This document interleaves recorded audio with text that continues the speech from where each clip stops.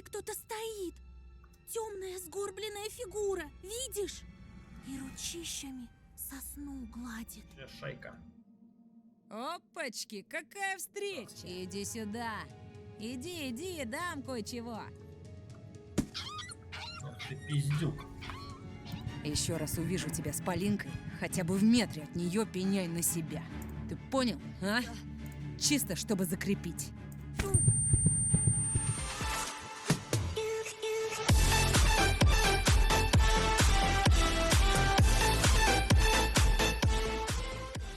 Не.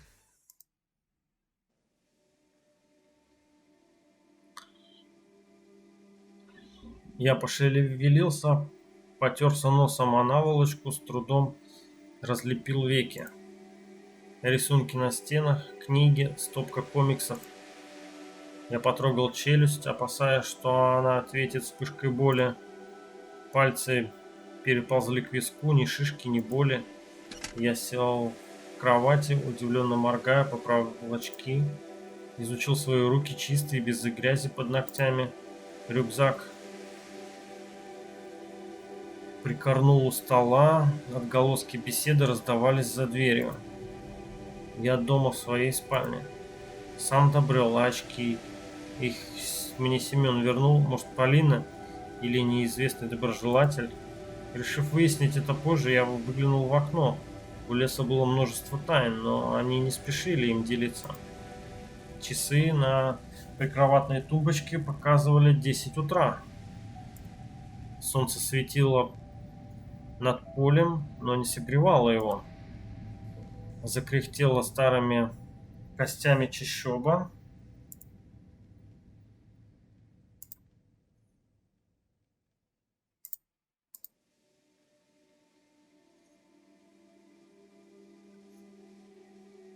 Я больше ничего не могу, да?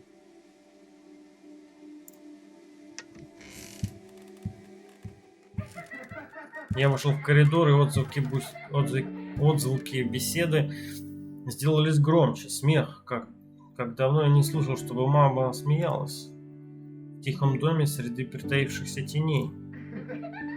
Такой обыденный родной смех.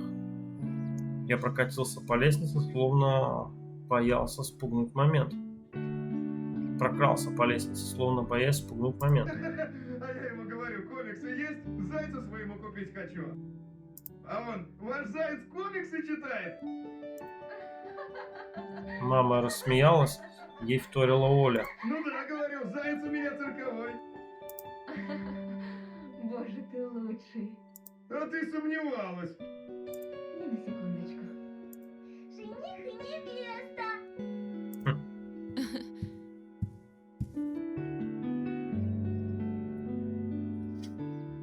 Когда я вошел на кухню, мама целовала отца в макушку, а он поглаживал ее по плечу.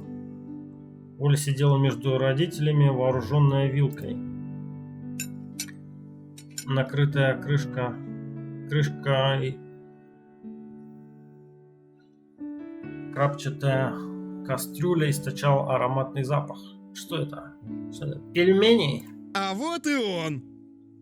Привет, Соня. Весь в отца. Это сон снится, это вряд ли. Сейчас потом чик, переключится опять. А он там просыпается. Прямоугольник окна возвышался над ее спиной, отчего мама казалась нарисованная на белом холсте. Садись, садись, в ногах правды нет. А завтрак – самое важное для здорового человека. Я сел, очарованно улыбаясь. Оля подмигнула мне, и одновременно мигнула лампа. Заспанный какой.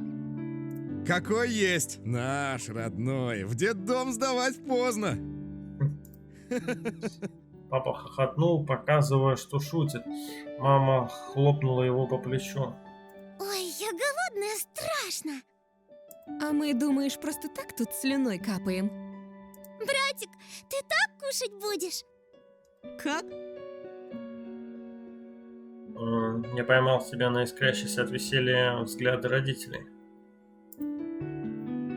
Был бы у меня фотоаппарат, запечатлел бы, чтобы не они всегда улыбались мне со снимка, чтобы остановить этот прекрасный миг. Лампочка погасла и вспыхнула. Чуть слышно задребезжало стекло в раме. Сними маску, сынок. Есть же неудобно. Какую маску? Глуповатая улыбка прилипла к губам. Папа сказал, показывая крепкие белые зубы, похожие на клавиши пианино. Снимай, снимай, заяц.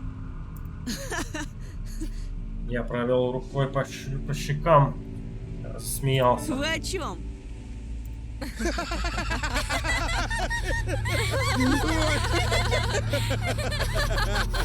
Уже вся семья смеялась, тыча в меня пальцами и хлопая ладонями по коленям и клеенке.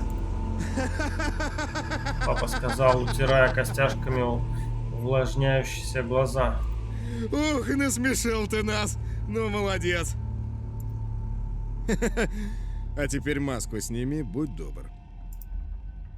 Я опять потрогал свое лицо, ощутил, как немеет кожа. Но на мне нет маски. Мама поерзала на стуле, прищурилась, склонив голову. Холст окна теперь был серым, и все быстрее чернел. Пока не снимешь, не начнем.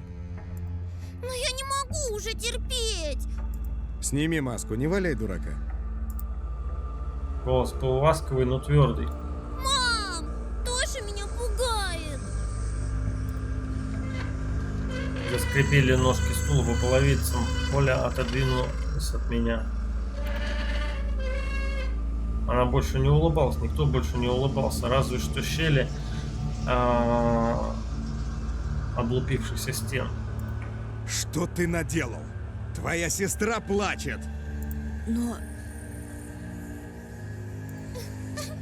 Оля хныкала, опустив голову, из-под лобья боязливо посматривая на меня. Мама грохнула кулаком по столешнице и я чуть не провалился на пол вместе со стулом. Сын называется. Мы веселились, а тут ты пришел. Испортил все. В меня полетели брызги слюны. Я повернулся к папе, умоляя объяснить, что происходит. Липкий сироп тек по подбородку отца и капал на рубашку. Глаза его смотрели в разные стороны.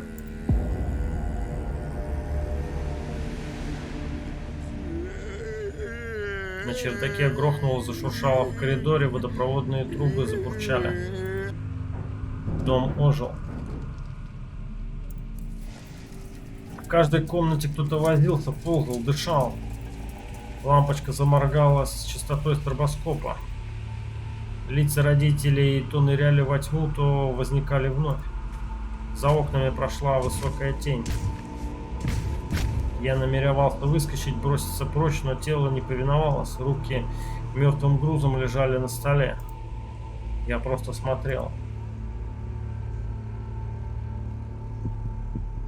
Свет погас, во мраке сердце ударило 3 раза. Лампочка вспыхнула ярко. 3 маски, уставившись на меня дырами-отверстиями. Женщина-лиса, там, где секунду назад сидела мама. Мужчина-волк во главе стола. И девочка-зайчик, моя Оля. Я не мог даже спросить, зачем они нацепили эти странные и страшные морды. И почему шерсть из них шевелится, словно что-то движется внутри масок, распучивая папье-маше. Вспучивая. Язык отказался реагировать на команды мозга. И лишь взгляд мой перемещался по маскам, по длинным кривым теням за спинами семьи. Кушать подано! Там что-то башка. Голова Антона там. Она сорвала крышку с кастрюли.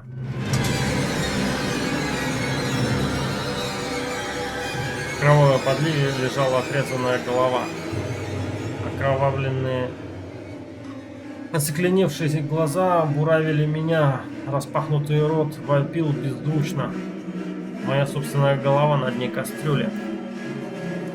Кровь заструилась из отсеченной головы по перекошенному лицу. Одновременно горячие струйки потекли из моих ноздрей, морая клеенку багровым. Ешь! Я закричал.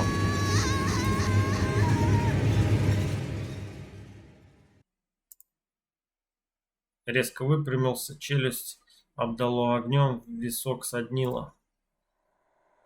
Кухня, твари в масках и мертвая голова — все исчезло.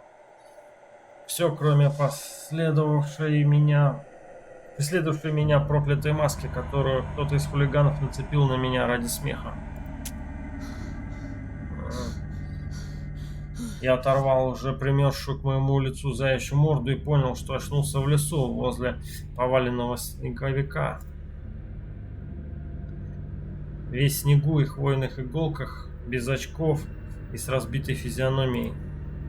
Обморок, кошмар. Пульсирующая боль была подарком по сравнению с привидевшимся ужасом. Я поднялся на ноги, отплевываясь. Лес огородил меня, как прутья решетки. Я не знал, как долго пробыл в отключке. Ноги и руки задубели, штаны промокли насквозь. Я стоял один почти в полной темноте, в кольце вздымающихся ввысь стволов. И все вокруг шевелилось и дрожало. Уши закладывало от шороха и шелеста. Кроны таяли в космической черноте. Кусты становились пустыми клетками, чьи обитатели вдруг вышли на волю. Казалось, что вот-вот когтистая лапа... Когтистая лапа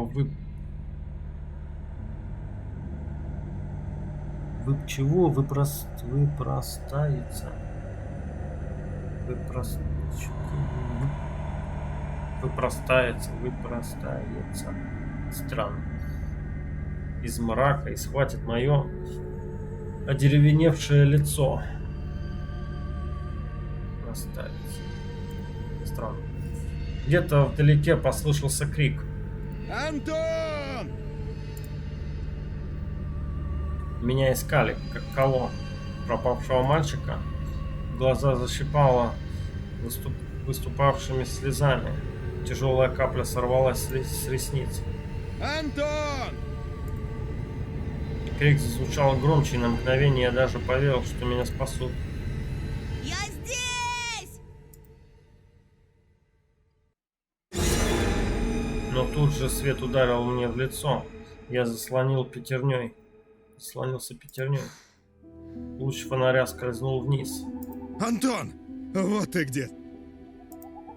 Ты совсем сдурел? Конечно, да. Отдыхаю, батянь. Просто устал с дороги, решил просто прилечь, отдохнуть. Не дойти было, знаешь, совсем устал. Портфель тяжелый. Это вообще как понимать? Как, я пиздюлей получил, вот так и понимать, валяюсь тут в отключке. Папа шагнул ко мне из мрака. Я ринулся навстречу, надеясь, что он растает, оказавшись очередным миражом, проделками свихнувшегося разума.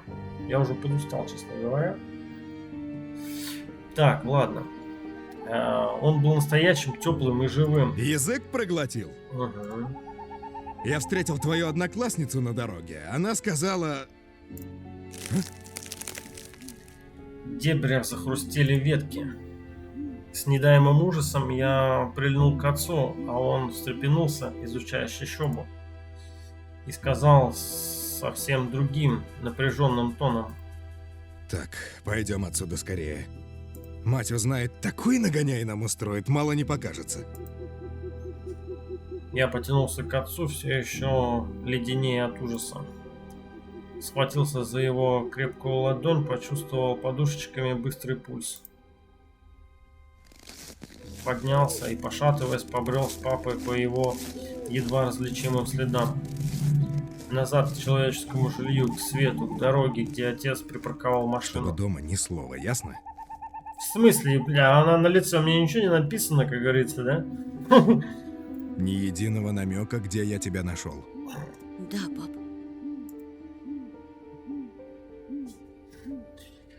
Так, он держал меня за руку, словно что-то очень ценное. И я рассказывал, как боится. И все рассказывал, как боится потерять меня и Олю. Я кивал и послушно перебирал ногами. Только в машине отец заметил ссадины. Тебя били? Я ощупал скулу. Подрался Из-за чего? из-за девушки. Отец кивнул вдумчиво. Загудел двигатель. В выражении папиного лица я угадал боязнь, что это был нелепкий,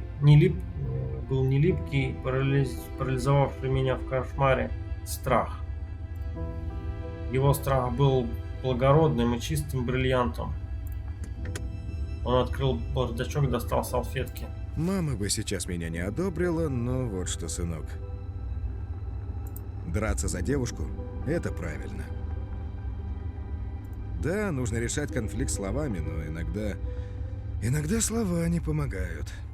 И что ты предлагаешь? Ствол мне хочешь дать, чтобы я его пристрелил? И папа улыбнулся мне подбадривающе. За секунду до того, как он захлопнул бардачок, я увидел торчащий из-под тряпки рукоять. Он возил с собой оружие. Мой интеллигентный папа держал под рукой пистолет, как герой боевиков. Или как обычный бандит, шепнул голосок.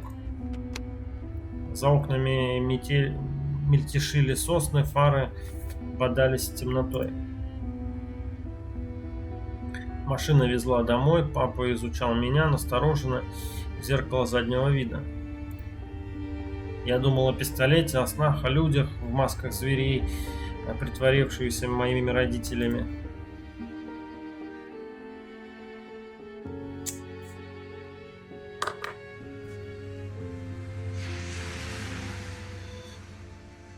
Явились, не запылились. Так, мама спускалась по лестнице, вцепившись в отца фирменным взглядом. На ее лице застыла грозная эмоция на стыке гнева и презрения. Внезапно ее взор упал на меня, и опасно долго задержался.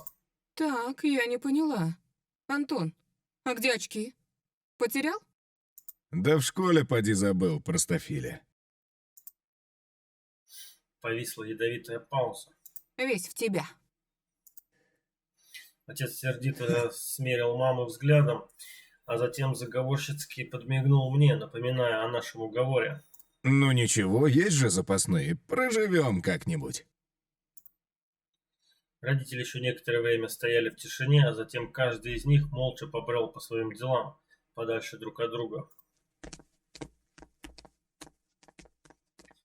Я еще не успел раздеться, как ко мне обратилась Оля. А я лису видела! Меня словно дробью пульнули.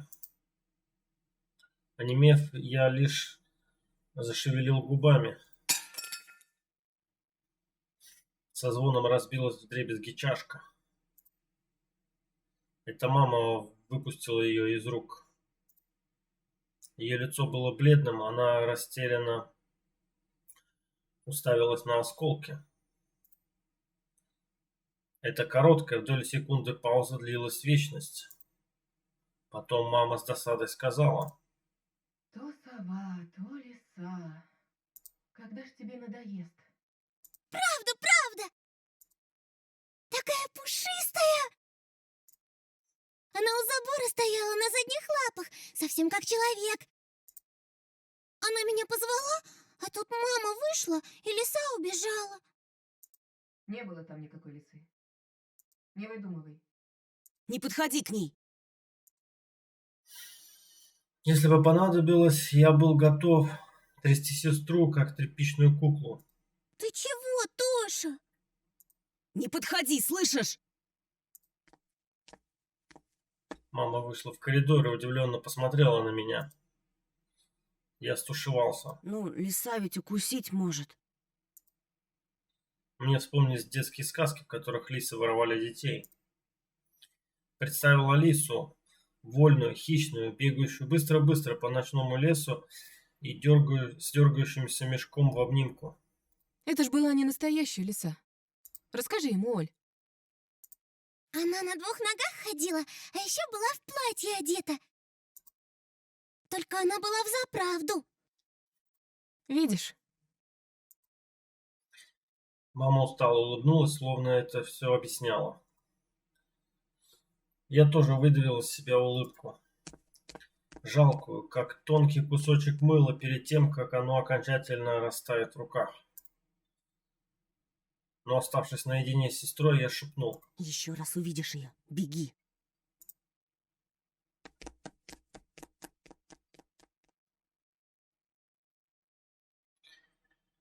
Воспоминания о семье в омерзительных масках атаковали, бомбардировали меня, будто подлые удары одноклассников.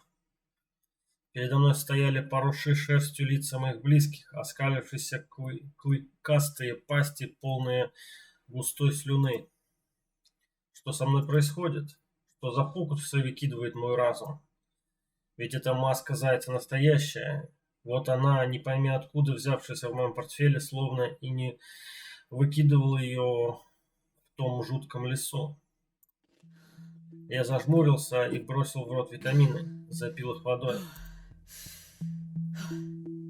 Хватит сходить с ума, пожалуйста, хватит. Я кое-как уселся за математику, но задачи не желали решаться. Цифры в тетради то кувыркались и перемешивались, то кружились в танце, то прыгали за поля. От всей этой чехарды голова стала тяжелой и так и норовила упасть в числовую вязь. К векам словно подвесили маленькие гирьки, те, что кладут на весы в продуктовом магазине.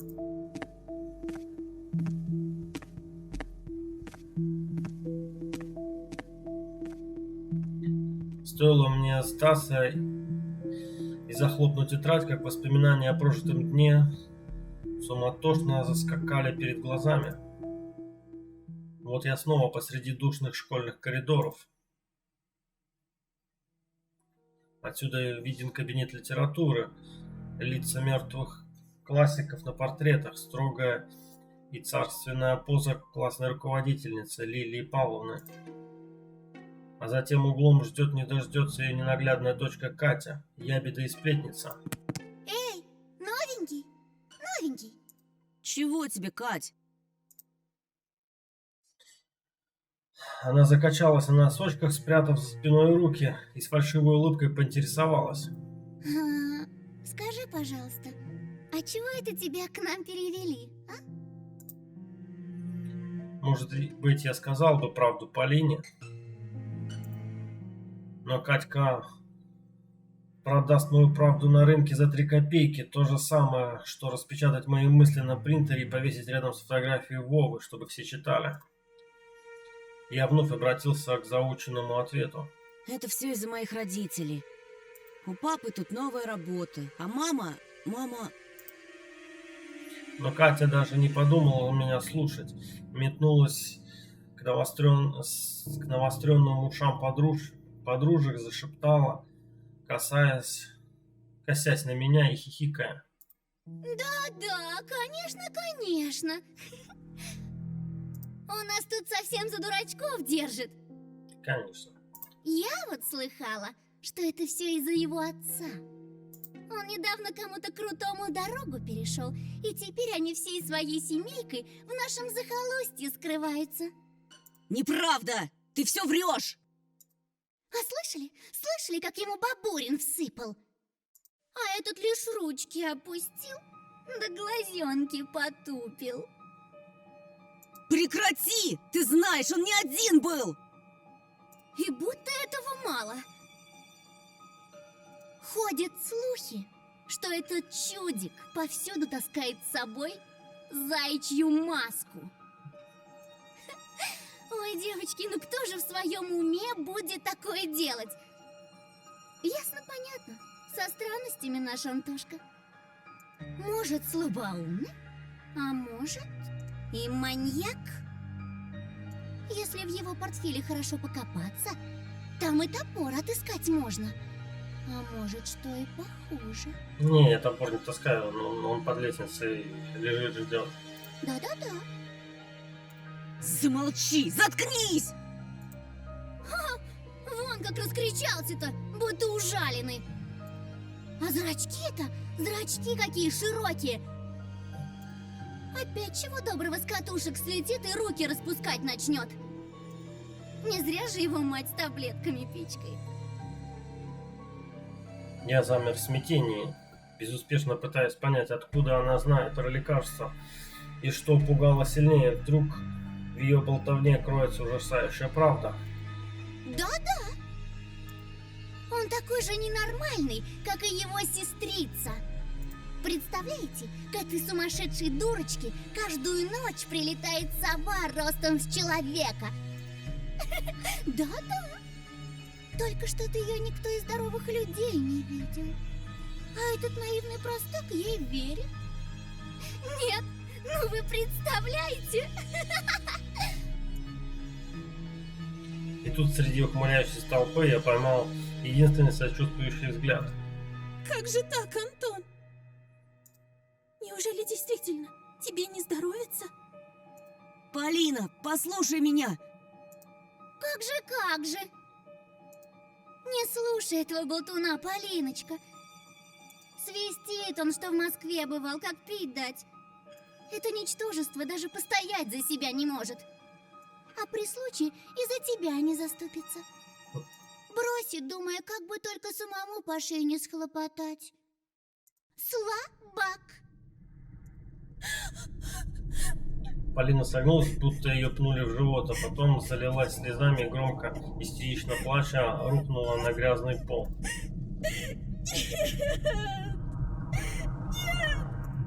Антон! Почему? За что? Ничего не понимая, я бросился к Полине, но Катя грубо оттолкнула меня. Убери от нее свои лапы, чудовище! Под пеленой страха зрела ярость. Медленно всплывала из клубящегося морока. Я почувствовал, как моя верхняя губа ползет к деснам, оголяя зубы. То, что твой отец бьет мать, еще не дает тебе права поднимать руку на девушку! Кулаки стали кувалдами, не разжать. Никто не смеет говорить такое про мою семью. Я опомнился, когда уже кинулся на злобную Катьку. Ага! Слетел-таки! Слетел! Спасите! Помогите! Петров с катушек слетел! Такая провокаторша. Понятно, что это глюки, конечно, его фантазии. Тоже толпа школьников вокруг ее зашумела, разразилась свистом и гневным рыком. И стала расти.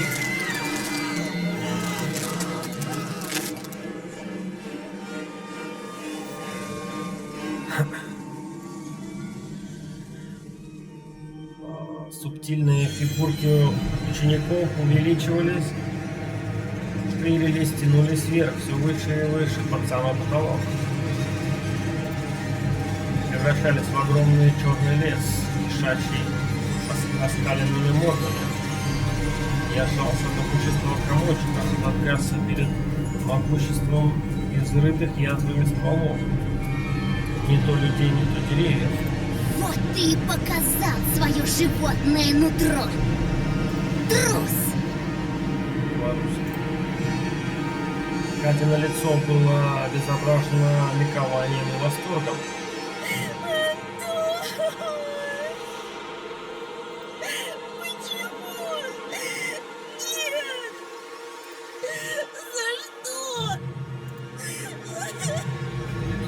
Заливаясь слезами, несчастная Полина. Он! Животные! Чужак!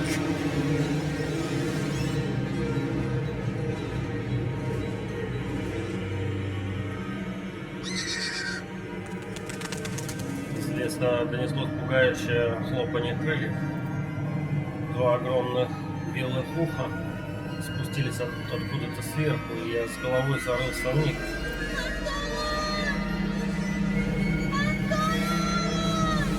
Пожалуйста!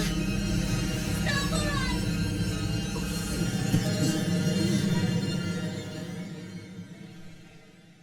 Я подскочил, чуть не упав с кровати. Оказалось, я несколько часов метался по мокрой от пота постели. Олин крик вызволил из щупалец кошмара. Антон! Пожалуйста! Вставай! Вставай! Я не сразу разглядел этот силуэт у окна. Голос Оли был глухим, после драки у меня звенело в голове. Звук искажался, будто уши закупорили ватой. Всхлипывая, расстроенная, как никогда прежде, сестренка повторяла и повторяла. Сова! Сова! Пожалуйста! Я боюсь! Ее слезы кипятком ошпарили мне сердце, но, признаться, я почти благодарил сову за визит. За то, что напуганная Оля разбудила меня. Оля, я сейчас. Хочешь, я тебе Мурзилку почитаю? Подожди. Я опустил босые пятки на холодный пол. Пошарил в поисках очков. Вспомнил Семена, его подлый поступок, и горестно вздохнул. Антон! Пожалуйста! Пожалуйста! Посмотри! Она не отводила глаз от окна, словно боялась проиграть ему в гляделке. Я нащупал переключатель, лампа плеснула ослепляющим светом. Встал с кровати. Зрение обманывало, но приближая ко мне окно, то приближая ко мне окно, то отдаляя. Такое ощущение, как будто я тоже там без очков, мне немножко плывет. Так, сестра была размытым пятном впереди. Я сделал осторожный шаг. Оль, что там? Что-то случилось? Ты хочешь, чтобы я открыл шторы? Нет, не надо! Там же сова! Голос доносился из-за моей спины. Я обернулся и оцепенел от ужаса. В дверном проеме стояла зареванная Оля. С кем ты разговаривал, братик? Обхватив плечи, она таращилась на меня красными от слез глазами, спрашивала, как будто боялась услышать ответ. Я разговаривал с тобой. С тем, кто притворился тобой. За окном угрожающе скрипел карниз, словно на нем сидел кто-то тяжелый. Лисичка. А то, что выдавало себя Олю, начало расползаться, менять свои очертания, увеличиваться в свете ненасытной луны до пугающих размеров. Нет, сова.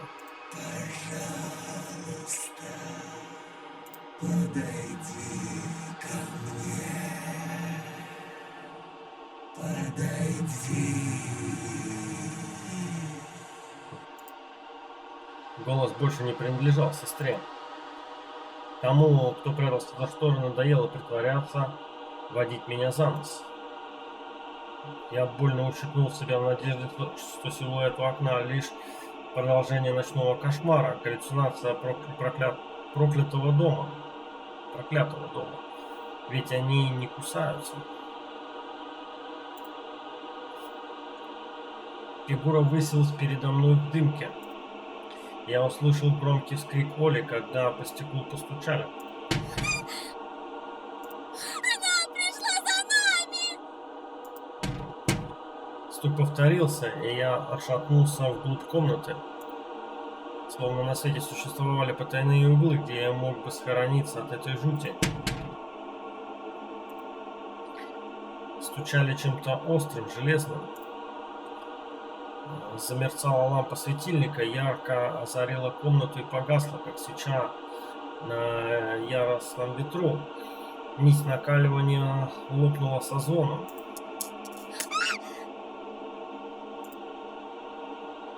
Мрак, словно только того и ждал, хлынул из углов и сомкнулся. От всей вселенной осталось лишь окно. Снаружи светила луна и красила все в цвет костей, извлеченных из склепа. В черноте Оля завизжала, ткнулась в мою спину, ища защиты. И тут на нас уставился горящий прожорливым огнем глаз.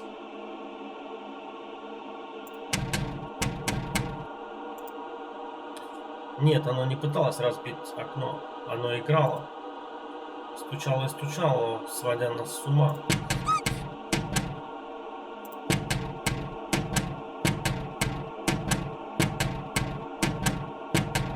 Да ты успокоишься, нет? Будто гигантские часы мерили отведенное нам время, и маятник раскачивался над бездной. Уходи! Убирайся! Пошла прочь! Оля истошно кричала, клещами вцепившись мне в руку.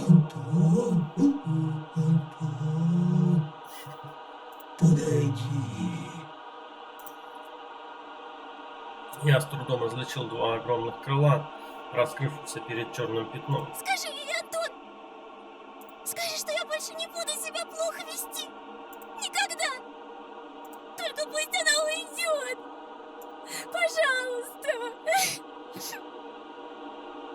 Лунный свет вдруг померк, погрузив комнату во тьму, и светящийся глаз скрылся.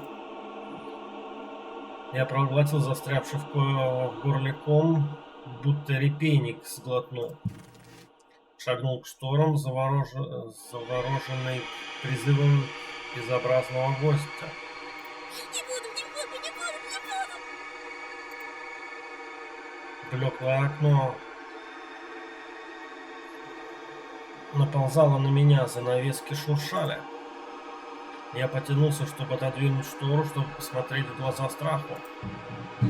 И в этот момент из родительской спальни донесся шум.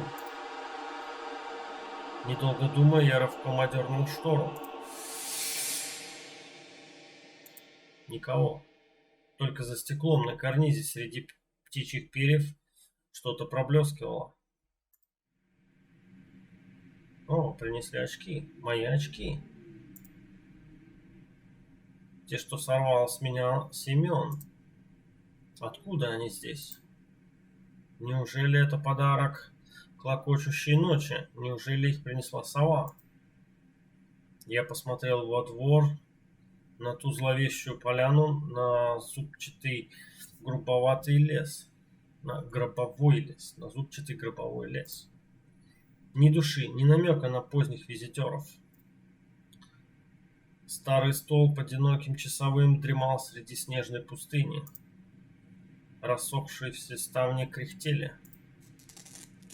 Я отодрал утеплитель и полоски приклеенных газет. С трудом открыл окно. Мороз впился мелкими иголочками в кожу. Зашевелились от сквозняка рисунки на стенах. Я дотронулся до очков, уверенный, что они растают на пальцах. Они были настоящими. Мозг искал всем объяснение. Семен и его банда разыграли меня, вот и все. Вот и в кругу света под фонарем блестело гладкое снежное одеяло. Если кто-то ходил у дома, взбирался по трубе к подоконнику, он должен был наследить.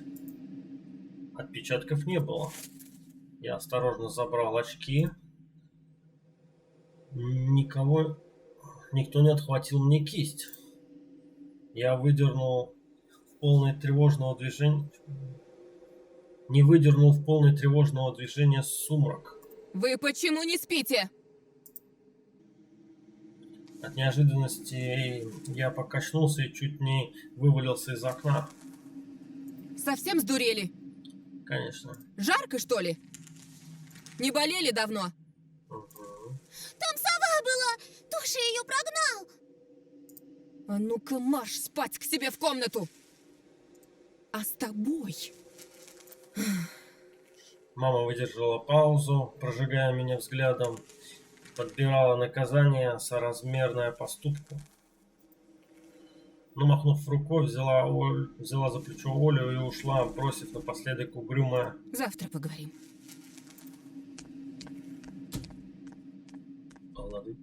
Лады, я не против.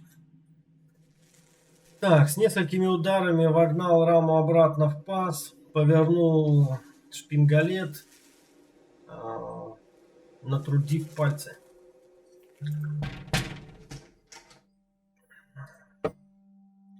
Холод ушел из комнаты, но не страх. О, зрение вернулось, это отлично. Это хорошо.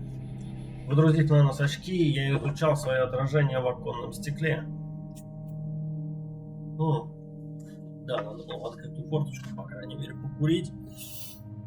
Вот мама и запалила как раз. Она запалила и такая: ага, куришь, собака, да? Не-не-не, нам жарко, нам жарко.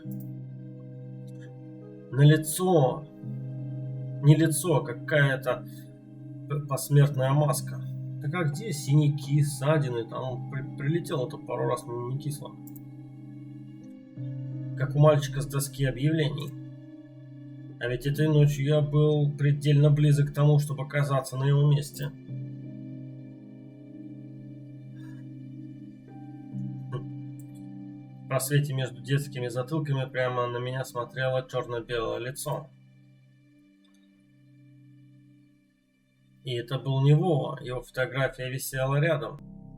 Я узнал щекастую физиономию, нездоровую кожу. Семен. Давай, кстати, почитаем. Так. Пропал ребенок бабулин Семен, 13 лет. Ученик 6 класса, 9 января утром ушел в школу, и до настоящего времени его местонахождение неизвестно. Так, рост 155-160, глаза серые, волосы рыжие, тучного телосложения, был одет темно-коричневого дубленка, бежевый шарф, черная норковая шапка, сапоги Аляска. Те, кто может сообщить какую-то информацию о местонахождении, просьба позвонить по телефону, бла-бла-бла-бла-бла.